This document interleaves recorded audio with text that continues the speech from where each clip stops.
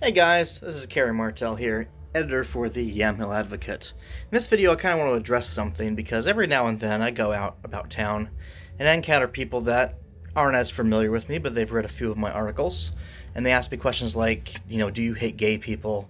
Do you hate people who are trans? Do you hate liberals? Blah, blah, blah. And I thought this would be a good way to address this because although my articles make my positions pretty clear, not everybody reads them in their entirety, or they have other people tell them information from it, so they get their own ideas. So let's define what hatred means. Hatred is a form of anger where a person is just so emotionally invested in the opposition against that person or the person's actions that you just kind of lose your ability to be a reasonable, logical person. You can't think clearly. And by that definition, I don't think that I hate a lot of people, really. I don't think I really hate anybody.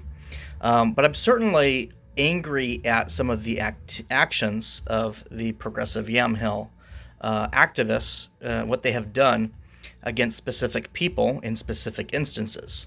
That activity does make me very angry because I find it to be morally reprehensible, some of the things that they have been doing. Does that mean that I am personally seeking to destroy the lives of all these people? That answer is obviously no, I'm not doing that.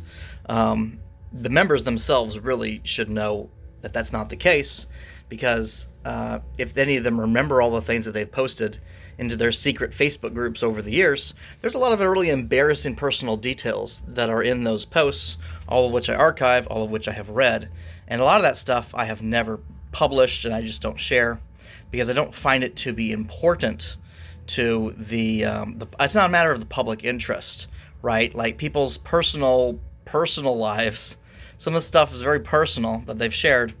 I just don't find it to be very of interest. I think it helps me as a journalist understand why some of these people do the things that they do. It gives me some insight into their mindset, but it's not really a matter of the public interest, right? Like, their personal lifestyle stuff, not really, and maybe some of their history, some of the personal anecdotal stories some of them have shared about themselves.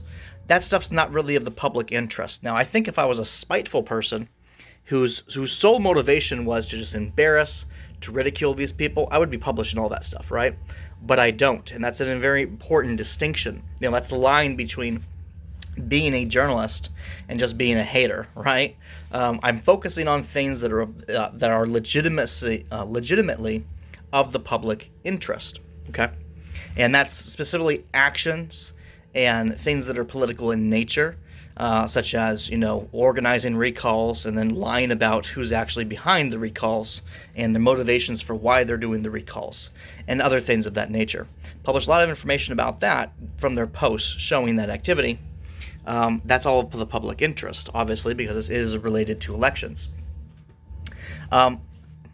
Subject of what's my stance on homosexuality? I don't care about people's personal lives. Let me reiterate. I don't really care about people's personal lives.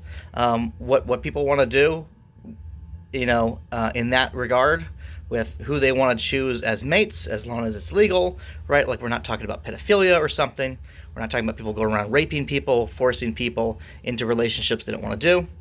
I think that if you're going to have a free country, such as the United States purports to be, people need to be free to make these types of choices for themselves. Where I am having conflict with the ideology of progressive Yamhill is that I do not agree with the usage of sexual orientations such as homosexuality and related ones such as transgenderism and cross-dressing and things of that nature.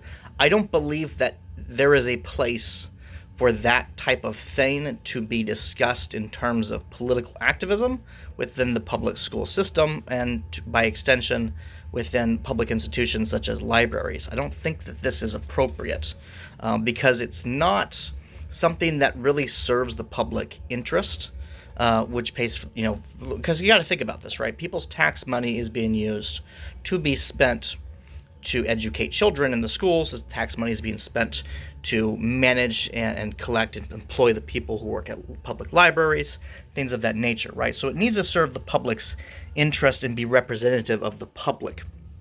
And I don't think that putting books in the libraries of the schools, the public schools, putting class structure programs that say if you're gay, then you're a brave person, and oh, by the way, the Republicans are evil because they're trying to deprive you of all your rights, blah blah blah blah. That stuff shouldn't be in the classrooms, and vice versa. You don't want to have things that are overly, conservative, political in nature, also in the public libraries, also in the public schools. In regards to some books like the Genderqueer book, which I've done a detailed article about because it's in our library, it's a very pornographic book. And pornography really shouldn't be in public libraries because it's a sexual fetish thing, right? And you just don't have sexual fetish books in public libraries. I like old school Playboy magazines, but I would never advocate for putting Playboy magazines into a public library, even though Playboy magazines are really, they have pornography in them. They have centerfolds. They have the dirty pictures and the dirty jokes and stuff.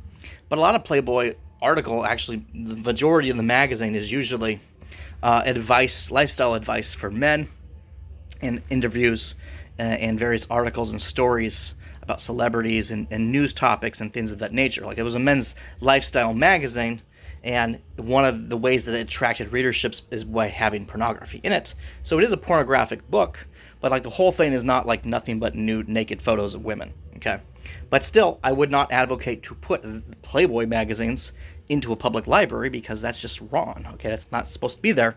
Likewise, a lot of these books that are currently in libraries that are showing hardcore pornographic images aimed at children, featuring, children, drawings of them at least, or stories about them. These things should not be in the public library for the same reason, even if they want to try to argue that, oh, these are books about political ideas, these are books about advocacy and blah, blah, blah. Well, so is Playboy, okay? We don't do that with Playboy either, all right? And that's where my stance on that comes. I think that it's very erroneous and problematic, really, to associate moral values like bravery and courage associated with sexual kinks and things of that nature. They'll have posters up on the walls in the school saying, being gay is brave. No, it's really not. It's a sexual fetish. Sexual fetishes are not positive moral things. It doesn't necessarily mean that they are negative things, but they're certainly not positive things. And I think that's a very important distinction to make, and they're sending the wrong messages to kids and greatly confusing them about it. There's a lot of people that are starting to, in the absence of having a good moral framework, they're basically just adopting hedonism. And hedonism is a philosophical viewpoint where what makes you feel good is therefore automatically good, which is very problematic for many reasons. I mean, take drug addiction as an example. It's actually a really good example considering what's happening in society right now regarding drug addiction, right? When you advocate, when you teach a moral framework to young people that says whatever makes you happy must be good, that also can be extrapolated to using drugs, and it often is. Obviously it is. Look at Portland, for God's sake, right? And obviously that's not the case, because doing lots of drugs will screw your mind up, screw your body up, and you will not be able to hold a job. You'll often become so addicted to the drugs, like your addiction takes over your mind, and you can't think logically or rationally. You often become a criminal, stealing from friends and family first, get kicked out of there, end up on the streets, steal from your employer, and you're just stealing from everybody, and there's a never-ending cycle of, stealing from people, going to jail, and being addicted to drugs, which is not good for anybody. Okay, and that's hedonism. And like I said before, when you teach kids that whatever makes you feel good must therefore be good, even if it's in regard to like sexual feelings and things of that nature, that can be extrapolated to apply to other activities such as drug use. Okay, and that's a very important thing that is often not considered by a lot of these activists. There is a reason why homosexuality it correlates to a predisposition to using drugs, and I think that is related to it. That doesn't mean that homosexuality must be a bad thing. I think most people who are homosexual are law-abiding citizens. I think most of them are reasonable, decent people. But I think that there is definitely a cultural trend right now within the activism of the alphabet, stuff, that they want to encourage people to be more hedonistic, to make very poor moral choices, not just for themselves, but for other people. And that is definitely not a direction I think people should be going, and it certainly should not be taught inside of our public schools. So I hope that clarifies a little bit more on my exact position on things. It's not that so much that I have a problem with homosexuality. It is the activism culture behind the promotion of homosexuality to minors is the thing that I'm specifically criticizing about the Progressive Yamhill group in this regard related to sexual stuff. They don't treat the subject with the reverence that it really needs to have. They don't think logically about it. They're really just kind of in this cult mindset where being gay therefore must be good because of reasons, and the reasons are not well thought out. And it leads people really into hedonism, and hedonism is always a negative thing for anybody. There's no real good outcomes from a hedonistic lifestyle. You will ultimately be very, very unhappy and not have a good life, because hedonism is like literally the opposite of what makes for a stable, good society. So, hope that helps people understand my position.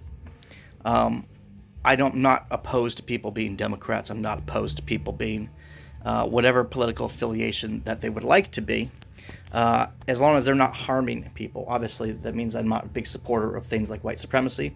Obviously, I'm not a supporter of any type of racial ideology or racial supremacy ideology, whether it's blacks or, people who are white, people who identify as whatever, right?